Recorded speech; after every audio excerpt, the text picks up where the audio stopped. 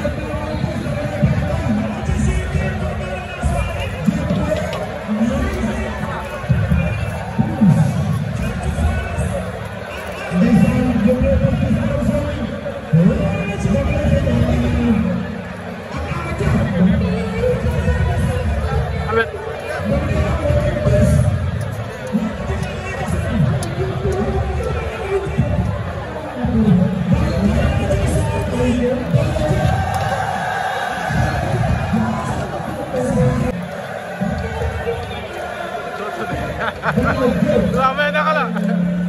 Bagaimana Tafa?